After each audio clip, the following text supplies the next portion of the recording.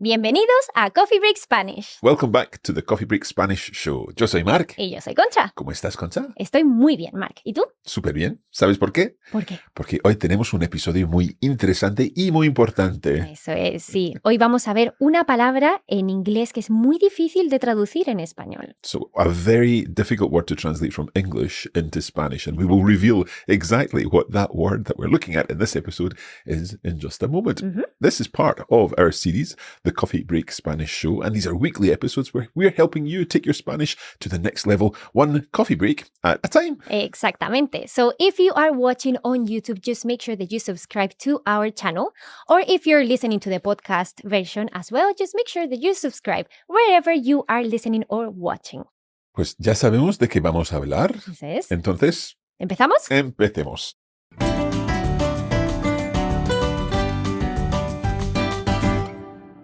So, shall we reveal this mystery word, Concha? Yes, let's do it. So the word that we are going to be looking at today is for. For. So when we translate for from English into Spanish, as in many situations, there isn't always a single direct translation. Mm-hmm. In fact, in Spanish, there's probably two words that we would normally associate with the English word for. Exactamente. Yes. Okay. How do you want to play this? So I don't want to say the two words just yet. Mhm. Okay. So the way we are going to do it today is that I am going to give you a few sentences Uh-huh. with the word for in them. Okay. And I want you to translate them as best as you can. Okay. Okay. Sounds good.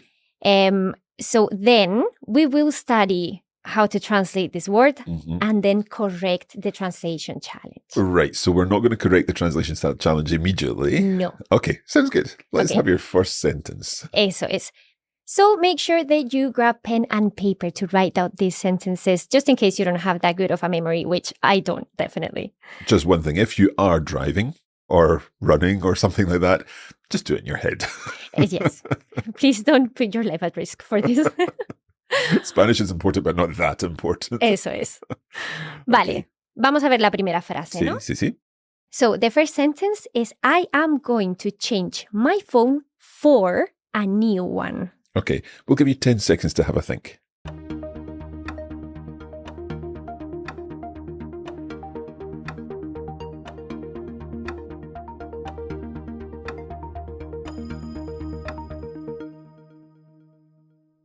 So, sentence number one, I'm going to change my phone for a new one. Eso es. Hopefully, you've got something written down or in your head for that one. Okay, let's Mhm. move on. Okay. The second one is, this bus is for Medellín. Okay, 10 seconds again. 10 segundos.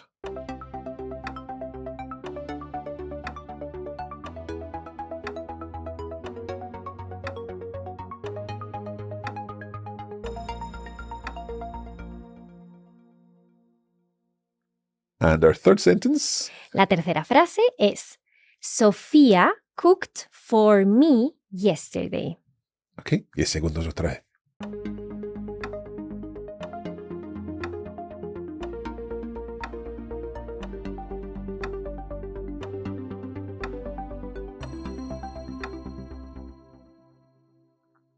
Okay, Concha, in each sentence there, we had the word for. Exacto. And we're wondering exactly how to translate that for into Spanish. And those brought up some thoughts for us. Mhm. There you go. Let's talk about the first word that we might use to translate for. Vale. La primera palabra sería para. Para. Para. And that's P-A-R-A. So it's got a single R. Just watch the pronunciation of that. When Mhm. you're using your Spanish R's, it's para. Exacto, es a softer sound. Yeah. Para. Okay. So when do we use para to translate for? So mainly in two occasions. The first one is when we are talking about the recipient of an object or an action. Okay. So if I said, I will buy this t-shirt for you, Exacto. you're the recipient. So the for there would be para. Exacto. So the t-shirt is going to me. Mhm. So then we would use para. So that would be compraré esta camiseta para ti. Exactamente. Okay. Muy bien. So I received the t-shirt. Mhm. I'm the recipient para mí. Mhm. And another example could be, I wrote this poem for my mom. So it doesn't actually have to be a physical thing, object. yeah. So I did an action. I wrote a poem Mhm. for my mom. So the recipient of that thing, even though it's not a physical thing, is still your mum. Exacto. So it's still para tu madre. Escribí esta poesía para tu madre. Eso es. Muy bien. Perfecto. Okay. Vale. Ese es el primer caso. And the second occasion would be when we talk about destination. Mm-hmm. Okay. So if I said I am headed for the gym, then I would say voy para el gimnasio. Okay. Concha, could we also say voy al gimnasio? Yes? So what's the difference between voy al gimnasio and voy para el gimnasio? Okay. There's not much difference, really. When you say voy al gimnasio, it does sound like you're definitely getting there, if that makes sense. Yeah. Yeah.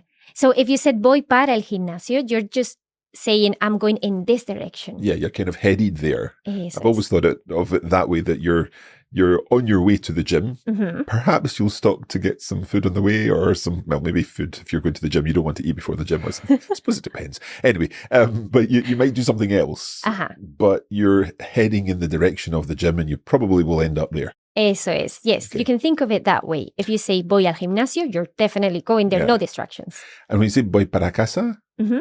Yeah, it's the that same. same kind of idea. Heading towards home, may stop off, talk to a friend on the way, pero voy a casa Sí, eso es directamente. directamente. Vale. Exacto. Okay, we've got there.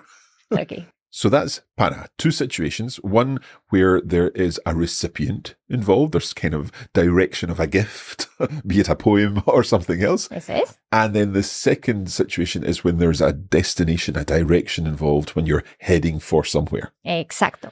So one way of translating for. What's the other way of translating for? Okay. The other way is the word por. Por. Por is a little more complicated because sometimes it doesn't mean for. Exactly. Por has many, many uses. But today we're focusing on when por means for. Eso es. So give us some examples. And same as para, we have two different occasions. Okay. The first one would be when we are stating the reason why we do something. Okay. Yeah. Interestingly, in the question ¿por qué?, Ajá. it literally means for what reason. Exacto. So think about that. If you're thinking por has got this kind of reason involved, hasn't it? Eso es, sí. So if I said, for example, I don't work for the money, Mm-hmm. I do it because I like it. Okay. That would be no trabajo por el dinero, Mm-hmm. lo hago porque me gusta. Porque me gusta, because I like it, or for the reason that I like it. Eso es.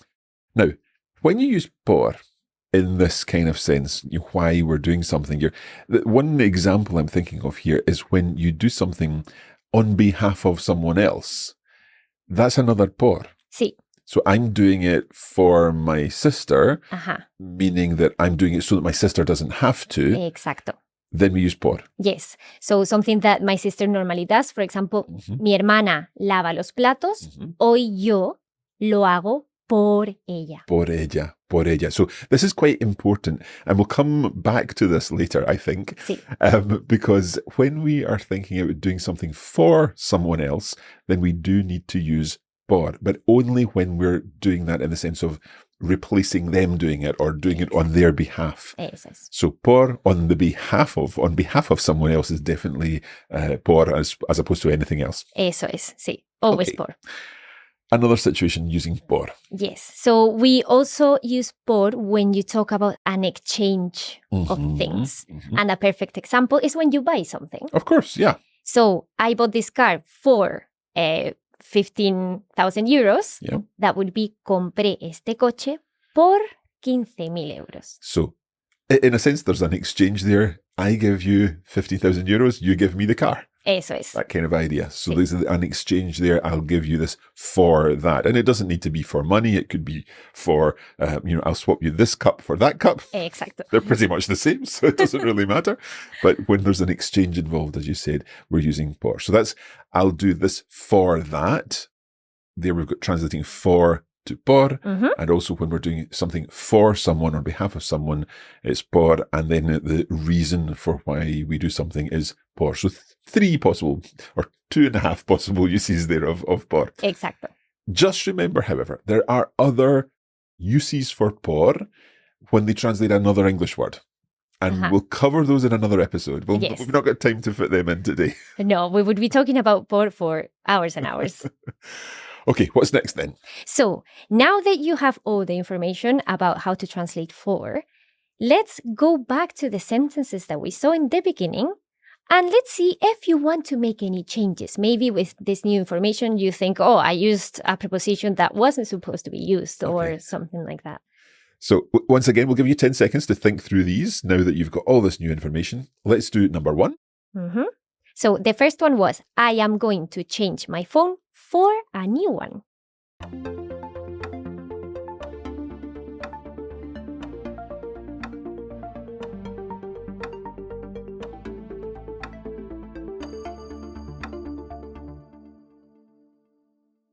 Okay.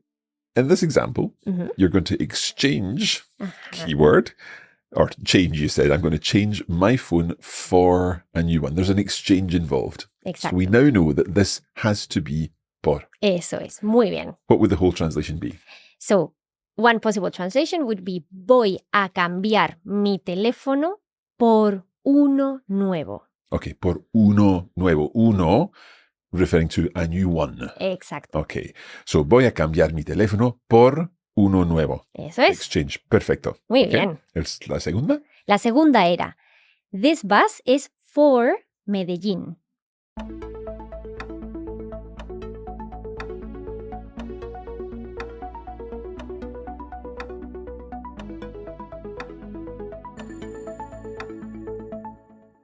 Okay, so this bus is for Medellín. Now, I am thinking this is similar to going to the gym. Eso es. So this bus is for Medellín. Este autobús es para Medellín. Exactamente. Medellín is the destination, so we use para. Okay, last one. So the last one was, Sofía cooked for me yesterday. Interesante. 10 segundos, por favor.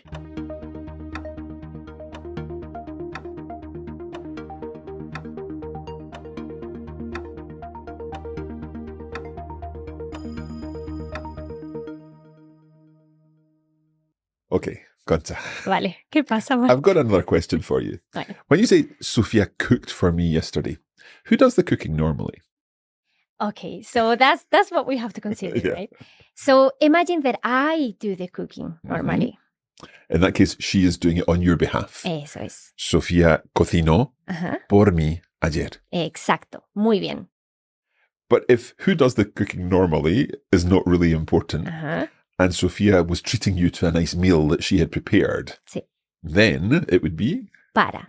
So Sofía cocinó para mí ayer. We could almost think of it as a gift. Eso es. That kind of idea is, as a special treat, I'm going to cook for you. Exacto. Sofía cocinó para mí ayer. Eso es. Right, let's do a quick summary of por and para translating for. Vale. We've had 2 situations with para. The first was when there is a recipient involved, you've got a gift or something like that, a treat for someone. And the second is when we've got a destination involved. This bus is for Medellín. Exactamente. Then we had por. And por was used for when we talk about the reason why we do something. Like we said with the job, I don't do it for the money. No lo hago por el dinero. And also on behalf of. So if someone is doing something when someone else normally does it. And finally, when we exchange something for something else. Perfecto. Well, I think that is it for this episode. Eso es todo lo que tenemos preparado para vosotros.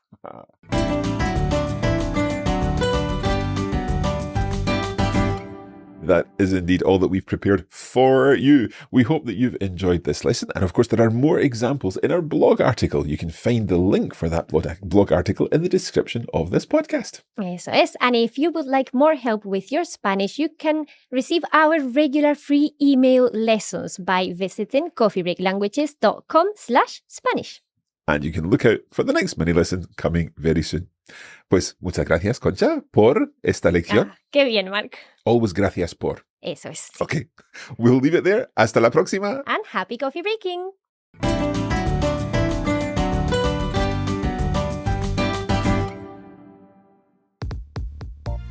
You have been listening to a Coffee Break Languages production for the Radiolingua Network.